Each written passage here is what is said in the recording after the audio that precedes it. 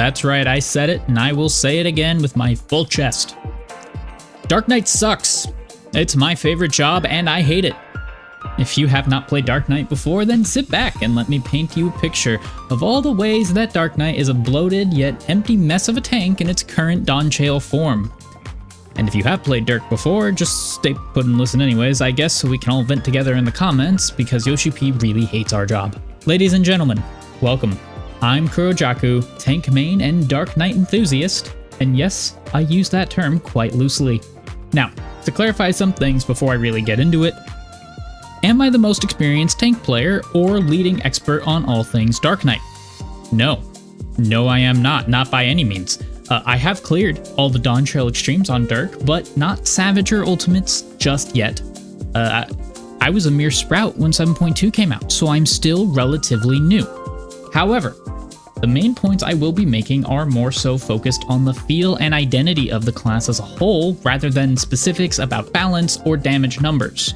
That is a different discussion for another time.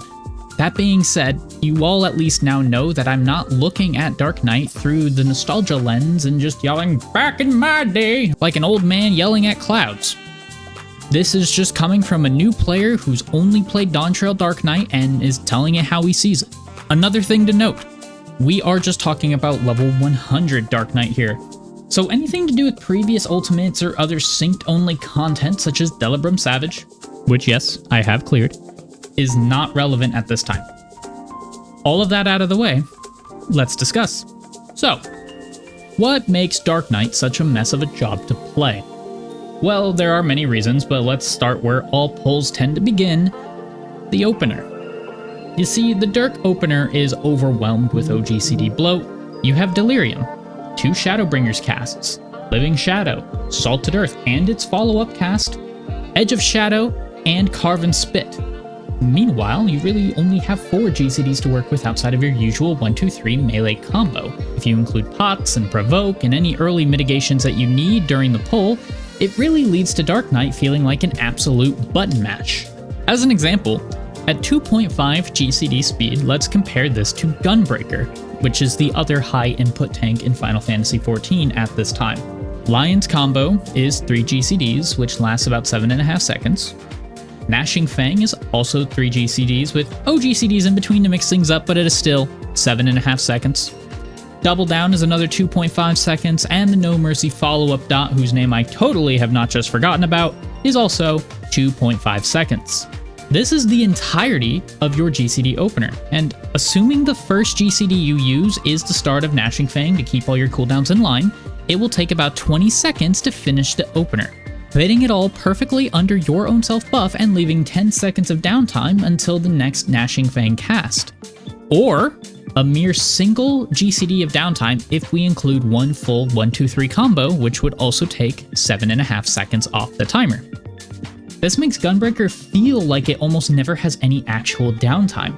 Other jobs like Paladin achieve this same goal by having much shorter cooldowns in general rather than increasing the amount of inputs in your burst, but the end result is still the same. In contrast, if we look at Dark Knight again, Delirium combo is 3 GCDs for 7.5 seconds. Disesteem, the follow-up to Living Shadow, is another 2.5 seconds. And that's it. That's all of the GCDs you have until Delirium comes back off cooldown at 1 minute. You could make the argument of Blood Spiller, I suppose, but that's really just Teemu Delirium anyways. This means your downtime from the end of your opener to your next GCD cooldown is an entire 50 seconds compared to Gunbreaker's mere 10-second downtime. If you feel like Dark Knight just feels sluggish and boring compared to the other 3 tanks, you are not crazy. The numbers actually prove it. The next major issue with Dark Knight is its lack of identity or unique tools in its kit, be them offensive or defensive. And no, before anyone says it, TBN does not count. More on that in a minute. Fuck TBN. Paladins have the best support kit out of all tanks, including a prog-saving raid-wide mint nearly as strong as a tank LB3. And on a tank whose entire burst combo can be done from range, making it the most consistent and reliable tank available. Gunbreakers are the mirror of Paladins, with its depth and class identity more offensive in nature, a strict rotation but the highest possible damage potential, assuming you aren't interrupted by mechanics, and a simple yet effective single target mitigations making them solid all-rounders in the right hands. Warriors fill the niche of being simple, straightforward to play, and a solo player's wet dream. Never really optimal, but a great starter choice, and in some rare instances can even cheese some mechanics with Holmgang, which is the shortest cooldown invuln in the entire game. But what does Dark Knight have? It's not the best on the damage charts, nor does it have any dynamics to its rotation beyond a single ranged GCD that is only up every 2 minutes. Its support tools are nothing special. In fact, it's the only tank that has to spend an offensive resource for one of its mitts, that being Blackest Night, which it's time to bitch about. In my opinion, this is the worst single target tank mitt in the game. While other tanks have pocket mitts that are a paragraph long, all TBN does is a simple shield that costs MP, and your absolute best case scenario is you manage to squeeze one extra edge of shadow into a burst window by holding that little dark arts of yours. That is if the fight even allows you to do this, of course. At worst, your bubble doesn't even get broken and you're at a net loss for DPS. Now, I do have a few ideas in mind to actually fix Dark Knight. But first, there's only one final gripe I want to get off my chest. No, it is not the dorky-ass run animation, though yes, that should absolutely be changed. It's Living Death. This is, by far, without question, the dumbest, most ass-backwards idea for an invuln ever conceived. Allow me to explain. When pressed, you become unable to fall below 1 HP, which sounds pretty great. It's just like Holmgang, right? Except there's a catch. If you do hit that 1 HP, the buff changes, giving you lifesteal on all your weapon skills, and yes, this detail is very important in some niche cases. More on that in a minute. Along with a slight downside, or not so slight, that if you do not reach max HP before the buff ends, you die. I have a question for the god. Why? Who the fuck designed this thing? An invuln that literally kills you. Really? Holmgang itself can already be kind of finicky as is when you happen to end your invuln while kinda low on HP and take a full unmitigated smack on the bottom. But at least with Holmgang, you just need to learn to start a mitigation before your buff wears off. It's a learning moment, and once you've done it once, you'll never fuck it up again. Plus, Warrior's invuln has an extra short cooldown to make up for it. Unlike Dark Knight, of course. And don't even get me started on the odd quirk of not letting autos or some abilities lifesteal. It may not matter often, but in niche cases like the Berserker job and Oakwood Crescent, it very much gets in the way. I'm not going to go into detail on how it fucks it up, but take my word for it. If you want to know, ask me in the comments, I'll explain there. Anyways, moving on. Now, I did not come here just to cry about how much my favorite hated job is unplayable.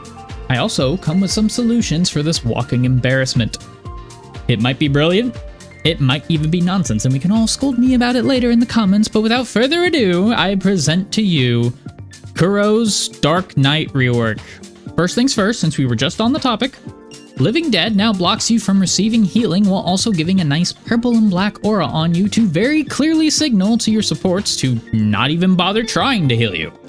Once you hit 1 HP, the purple color will then change to red to show you are now able to be healed, but also triggers the lifesteal effect, which works on all sources of damage, by the way.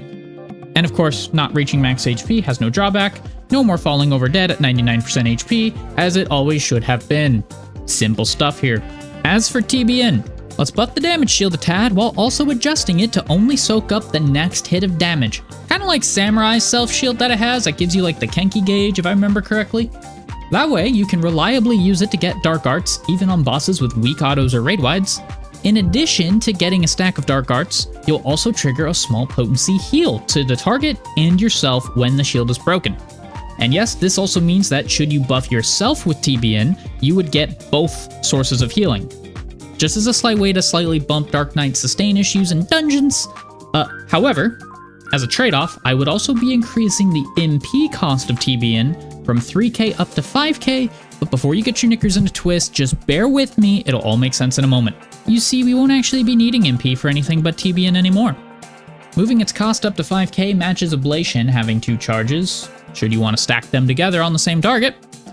Edge and Flood, however, will no longer cost MP, but instead be casted using your HP directly. This damage also bypassing all shields in the process, with a ramping cost if you spam it too quickly. Picture a stacking debuff every time you cast Edge or Flood that lasts for, say, 3 seconds.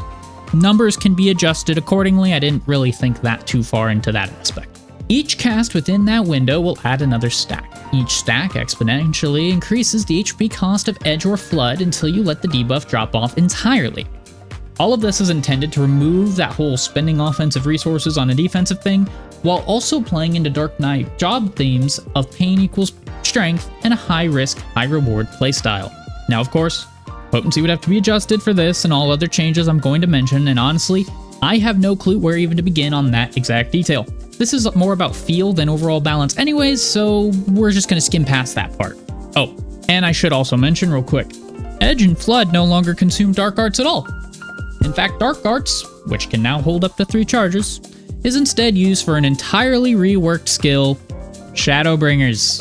Instead of its current OGCD form, my new and improved Shadowbringers will now be a GCD with no cooldown, instead using charges of Dark Arts to cast. This not only reduces the absurd OGCD bloat of the opener, but it will also help cut down on the constant 1-2-3 spam, and as an added bonus, give Dark Knight much more flexibility and skill expression in its rotation as a whole.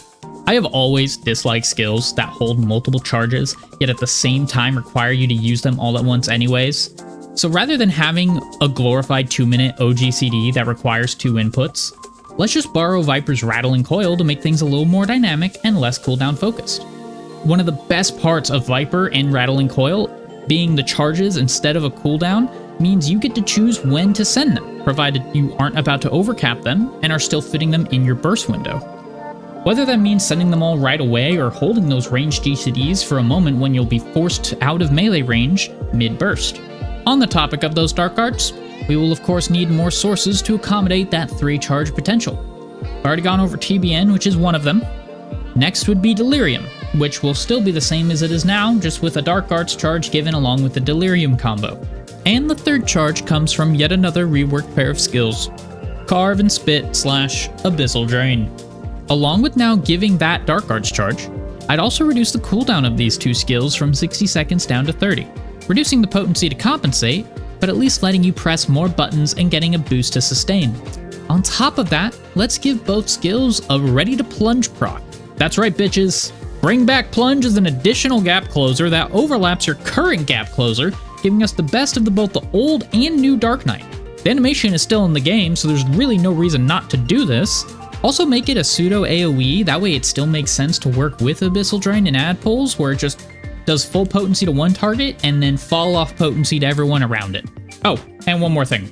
Make Salted Earth either a 60-second cooldown or a 2-minute cooldown, because fuck 90-second cooldowns. They're annoying. I hate them. They make everything feel awkward and clunky. Just get it out of the game. Just get it out of the game entirely. And if there's any other 90-second cooldowns in the game on a job I can't think of, fix those as well. We hate them here. Anyways, that is the gist of my little Dark Knight rework that I've cooked up. Is it any good? Who the fuck knows? Will it ever exist? Probably not. But hey, maybe if you lovely people share this video around hard enough, it might just grace the ears of Yoshida himself, and maybe, just maybe, Dark Knight will actually be fun again. Thank you all for sitting through my little vent session, and thank you again if you watched to the end through the whole rework segment. If you like what you see, you can always like and subscribe to hopefully get this video floating around as best it can, and feel free to let me know what you think in the comments below. Maybe I overlooked something. Maybe you just have another wrinkle to add to the mix, or maybe you just want to scream into the void with me about how this light-forsaken job kind of fucking sucks. Until next time.